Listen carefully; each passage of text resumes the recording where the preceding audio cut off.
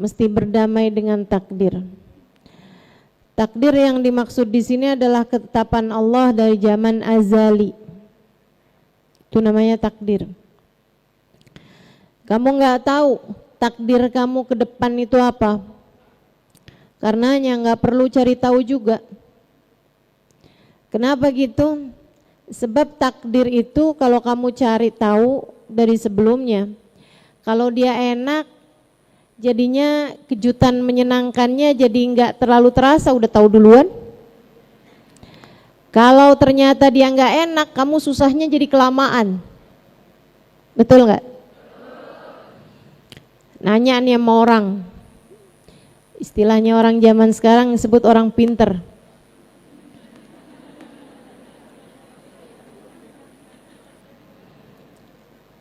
Apa yang akan terjadi di depan?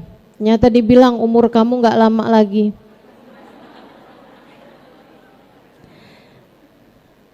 Sebulan ke depan kamu akan kena sakit yang mematikan.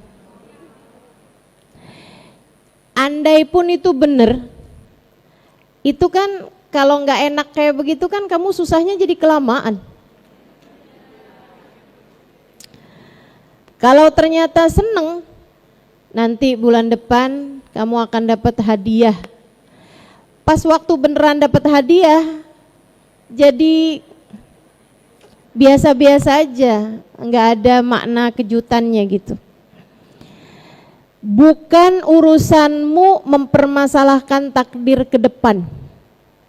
Bukan yang dimaksudkan dengan berdamai dengan takdir adalah hal-hal ke depan nanti kamu mengetahuinya kemudian kamu berusaha berdamai. Bukan. Yang dimaksudkan dengan berdamai dengan takdir adalah berdamai dengan apa yang terjadi. Apa yang telah terjadi, kamu harus berdamai dengan itu semuanya. Ngaca ngeliatin hidung ala kadar, tuh kamu harus berdamai.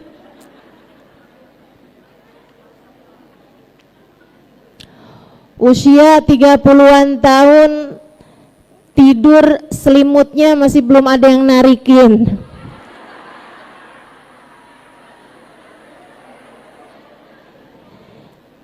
Itu kamu harus berdamai.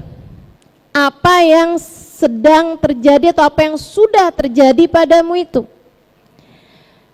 Teman-teman sekalian, udah menikah 10 tahun, rumah belum juga kedengaran suara bayi. Itu sesuatu hal yang harus kamu terima. Takdir tersebut, kamu harus berdamai dengan takdirmu. Sepahit apapun takdir tersebut terasa. Sebab takdir-takdir buruk dalam kehidupan kita adalah cara Allah untuk mengingatkanmu bahwa kendali hidupmu tidak berada di tanganmu. Saya ulangi, ini penting. Takdir buruk yang terjadi dalam hidupmu adalah cara Allah untuk memberitahu padamu bahwa kendali hidup tidak berada di tanganmu. Jika kendali hidupmu sendiri bahkan tidak berada di tanganmu, bagaimana mungkin kamu bisa mengendalikan kehidupan orang lain? Jadi berharap agar hati suamimu tidak pernah berpaling darimu. Itu adalah kelelahan yang nyata. Kenapa? Sebab jangankan terhadap rasa hati suamimu, terhadap rasa hatimu sendiri, kamu sering kali hilang kendali. Bukan begitu? Memastikan anakmu akan selalu sehat-sehat, akan selalu baik-baik. Memastikan dalam dirimu bahwa anak saya akan selalu sehat.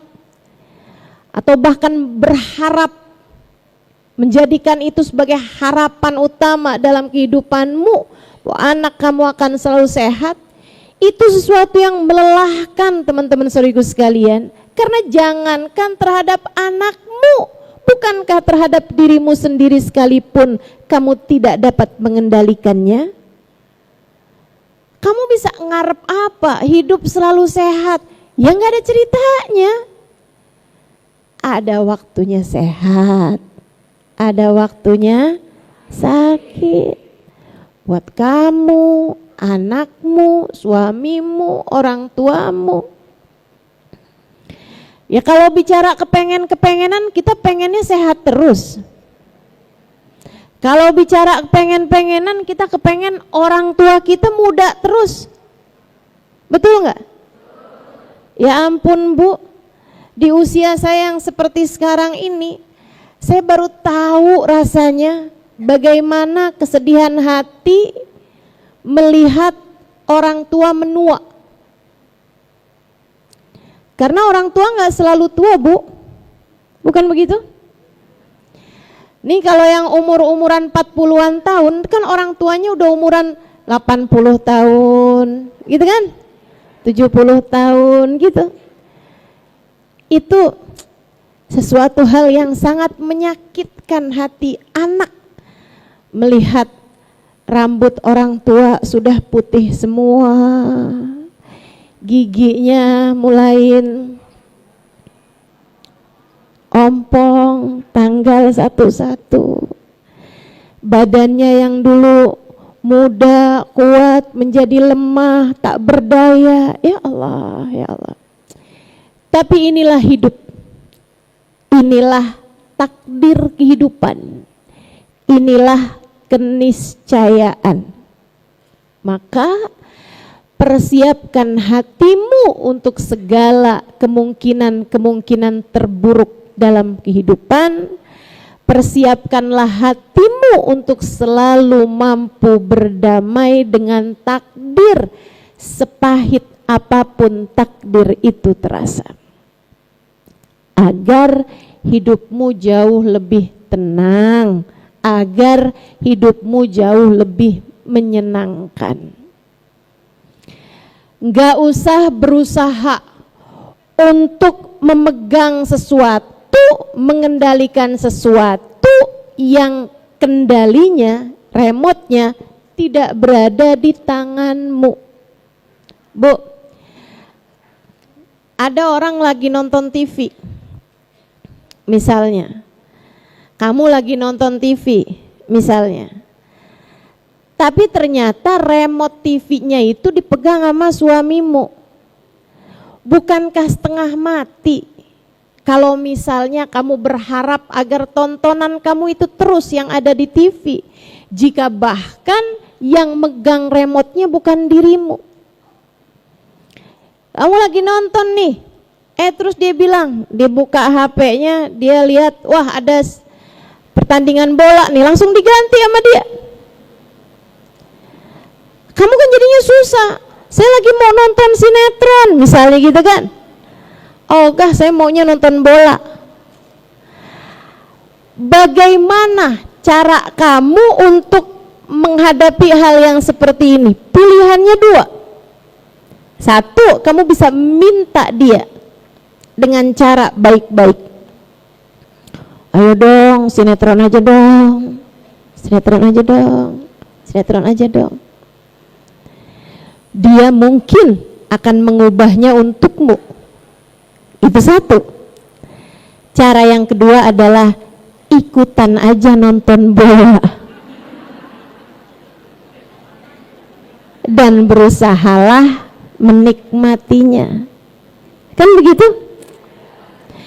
Demikian pula dengan takdir-takdir yang kamu rasa pahit dalam hidupmu, kamu punya dua pilihan tersebut. Yang pertama, ketika takdir buruk datang, kamu bisa merayu Allah Subhanahu wa Ta'ala. Sekali lagi, merayu Allah Subhanahu wa Ta'ala, bukan cinta ditolak dukun bertindak, bukan misalnya cinta ditolak datang ke klinik-klinik kecantikan, buat ubah posisi hidung. Posisinya dipindahin ya. Enggak gitu caranya gitu. Itu kamu akan lelah kalau kamu berusahanya dengan cara-cara seperti itu. Kamu bisa merayu sang pemegang kendali. Bangunlah di waktu malam. Ya Allah, ya Allah, ya Allah. Mungkin dia akan mengubahnya untukmu. Bukankah la yaruddul qada illa du'a? Tidak ada yang dapat mengubah ketetapan Allah selain doa. Kamu bisa merayu Allah Subhanahu wa taala, tapi ujungnya masya Allahu kan wa ma lam yasha lam yakun. Apapun yang ditetapkan Allah terjadi akan terjadi, yang tidak ditetapkan Allah tidak akan pernah terjadi. Ujungnya tetap saja fa'alun lima yurid. Allah melakukan apapun yang dia inginkan, ujungnya tetap saja innama amruhu idza arada syai'an ayyaqula lahu. Urusan Allah kalau menghendaki sesuatu tinggal berkata jadilah, maka jadilah sesuatu tersebut. Kamu boleh merayu, tapi tetap saja dialah sang penentu. Kamu boleh berdoa, tapi tetap sajalah doamu diijabah atau tidak adalah juga ketetapan darinya. Merayu itu satu, sama yang keduanya ya udah nikmati aja yang sedang terjadi. Ikutan nonton bola kan begitu, yang lagi ditetapkan sama Allah apa udah ikut aja gitu, ikut sambil berusaha menikmatinya tanpa ngomel-ngomel. Nah yang sering terjadi sama kita tuh kan kebanyakan ngomelnya, kebanyakan protesnya. Coba kamu inget-inget, dikasih sehat puluhan tahun gak kamu syukuri, giliran dikasih sakit, ya Allah dosa apa saya ini. Untung gak dijawab sama malaikat ketika kamu tanya gitu. Malaikat nih rokib atid nih, kalau bisa jawab, ya ampun banyak kamu lupa. Masya Allah.